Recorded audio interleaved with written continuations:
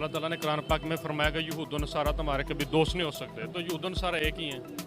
देखो ना, अल्लाह ताला ने कुरान पाक में जो फरमा दिया कि मुसलमानों के यहूद और नसारा कभी दोस्त नहीं हो सकते। आप खुद देख लें यहूद और नसारा कौन है।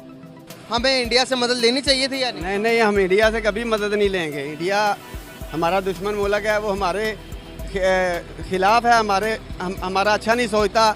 हम इंडिया जैसे 4-5 मुल्कों को वैसे पाल सकते हैं, अभी भी पाल सकते हैं अगर हमारे मुआशी हालात ठीक हो जाएं। ये तो बस एक क्राइसिस चल रहा है, जब ठीक हो गया अल्लाह ने चाहा तो हम सब कुछ कर सकते हैं। इंडिया कुछ भी नहीं है, इंडिया हमारे आगे क्या है? कुछ भी नहीं है। हेलो दोस्तों, वेलकम टू आवर चैनल। दोस्तों, पाकिस्तान की इकोनॉमी की हालत सारी दुनिया को पता है। देश इकोनॉमिक क्राइसिस से गुजर रहा है और डिफ़ॉल्ट होने की कगार पर है। इसी बीच यहाँ पर यह रिपोर्टर वहाँ की जनता से ये पूछ रहा है कि भारत की इकोनॉमी पाकिस्तान से इतनी स्ट्रांग हो गई है, क्या फिर भी हम भारत का मुकाबला कर सकते हैं? तो यहाँ पर ये पाकिस्तानी चचा अपना ज्ञान इस रिपोर्टर को देना शुरू करते हैं। ये चचा इस रिपोर्टर को क्या क्या ज्ञान देते हैं, चलिए देखते हैं और वीडियो पर डिस्कस एंड में करते हैं। उनकी इकोनॉमी 5 ट्रिलियन डॉलर्स की इकोनॉमी है और उनके रिजर्व 600 बिलियन डॉलर्स की है। आप मुझे बता, हमारी 350 बिलियन डॉलर्स की होगी ज़्यादा से ज़्यादा। लेकिन अगर हम रिजर्व की बात करेंगे तो 7 बिलियन डॉलर्स है, वो भी किसी से मांग तांग के लिए हुए। आप मुझे बताएं, क्या हम इनकम इस तरह इन हालात के अंदर क्या हिंदुस्तान का मुकाबला कर सकते हैं? कुछ भी नहीं कर सकते, लेकिन हमें अल्लाह पर तवक्कुल है और उसके हबीब पर। मुसलमान जब भी किसी के साथ जंग करता है या किसी भी जगह, कोई भी हिस्ट्री देख लें पीछे मुसलमान की हिस्ट्री में जो अल्लाह पर तवक्कुल रख कर चलता है, अल्लाह उसकी मदद करता है। हिंदुस्तान कह रहा है कि पाकिस्तान मेरे आगे टिक ही नहीं सकता। आप बिलियन डॉलर्स की इकोनॉमी, ये तो कभी सोचो ही नहीं। मुसलमान तुम्हारे मुल्क की इतनी दफ़ा मजबूत है कि वो इधर आंख भी नहीं उठा सकता। अच्छा, ये बात आप मत भूलें कि पाकिस्तान की तरफ वो ऐसे करेगा या पाकिस्तान देख नहीं सकता। वो इधर आंख उठाकर देखेगा ना तो पाकिस्तान उसकी आंखें निकाल लेगा। किस तरह से? अपनी दिफा इतनी है, आपके पास इतना एमिनेशन है और इतनी पावर है, यहाँ से लेकर अमृतसर या फिरोजपुर से लेकर कन्याकुमारी तक आपकी अरेंज है। सबके सब उनके शहर तुम्हारी अरेंज पे हैं।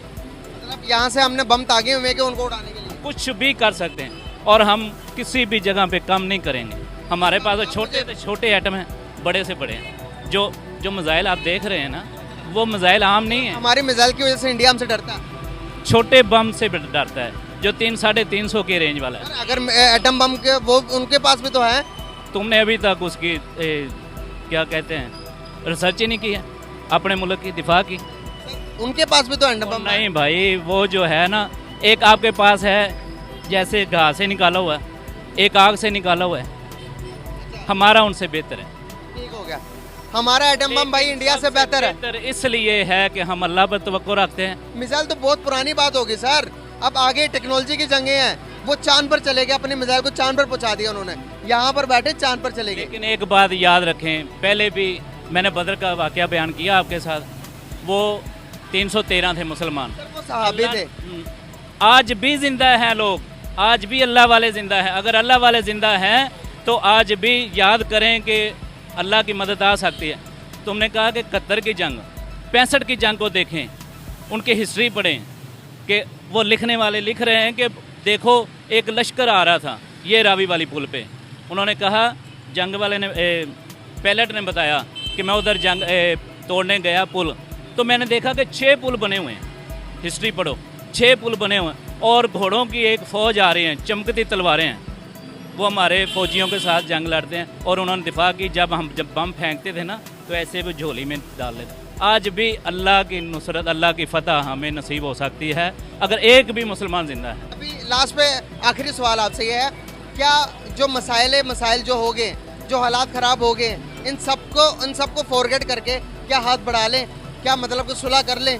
जो कि हमने देख लिया, जंगें भी लड़ी, हमारे पड़ोसियों के साथ हालात बेहतर कर लें, अफगानिस्तान के साथ हालात बेहतर कर लें। मुसलमान की काफिर के साथ जंग हो सकती है, सुलह नहीं। ये बात कौन सी किताब के अंदर? कुरान पाक में अल्लाह ताला ने फरमाया, सूरत मोहम्मद में पढ़ो, अल्लाह ताला ने फरमाया कि मोहम्मद अगर ये नहीं मानते तो इनके सर कलम कर दो। अल्लाह माफ़ करे, तौबा इस्तग़फ़ार। गलत नहीं है कुरान पाक की बात। हाँ, बहरहाल ठीक है, गलत इमेज पोर्ट्रे कर रहे हैं। कुछ भी हो, लेकिन अल्लाह ताला ने जंग लड़ने के लिए आप सरकार को कहा था तो जंग हुई। सिचुएशन के ऊपर थी, उस सिचुएशन के ऊपर आप मुझे बताएं, बताओ। मुझे बताएं कि आप सल्लल्लाहु अलैहि वसल्लम ने यहूदियों के साथ ट्रेड नहीं की, उनके साथ लेन देन नहीं किया, सल्लल्लाहु अलैहि वसल्लम कुफार के लेकिन साथ उनको फतह करने के बाद उनको छोड़ा पहले भी करते रहे हैं।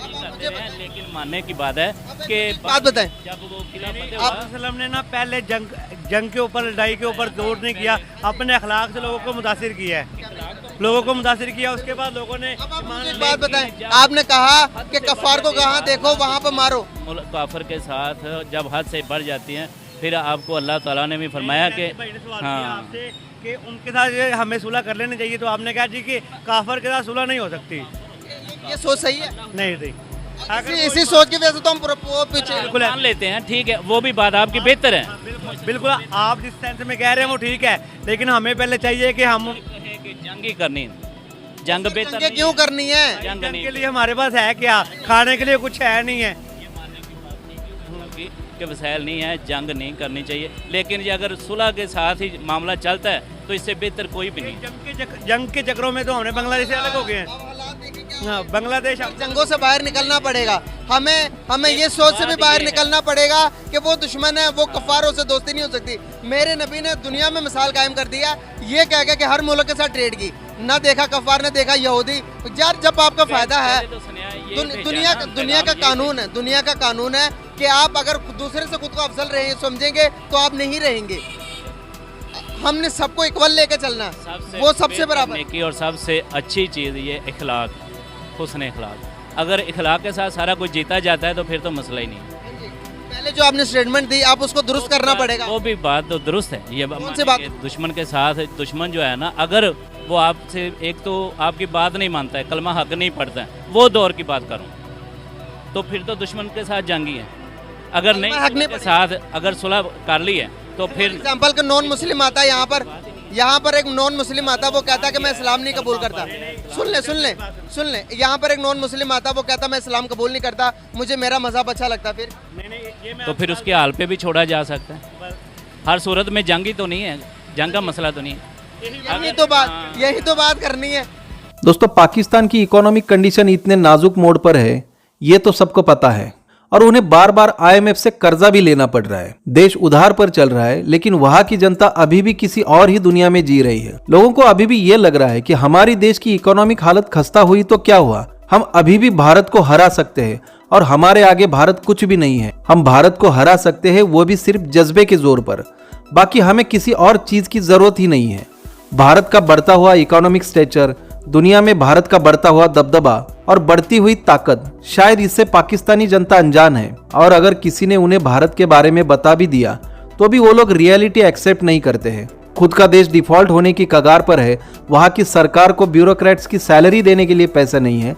वहाँ के पिछले आर्मी चीफ जनरल बाजवा ने ये बात खुद कही थी कि पाकिस्तान के पास अब जंग करने के लिए उतना एम्यूनिशन, फ्यूल और पैसा नहीं है, और पाकिस्तान अब जंग अफोर्ड नहीं कर सकता है। इतना होने के बावजूद भी वहां की जनता इस भ्रम में है कि हम लोग भारत को जंग में हरा देंगे। तो दोस्तों, ये थी पाकिस्तानी जनता की राय। इस वीडियो पर आपकी क्या राय है, आप हमें कमेंट कीजिए। इस वीडियो को लाइक और चैनल को सब्सक्राइब जरूर कीजिए।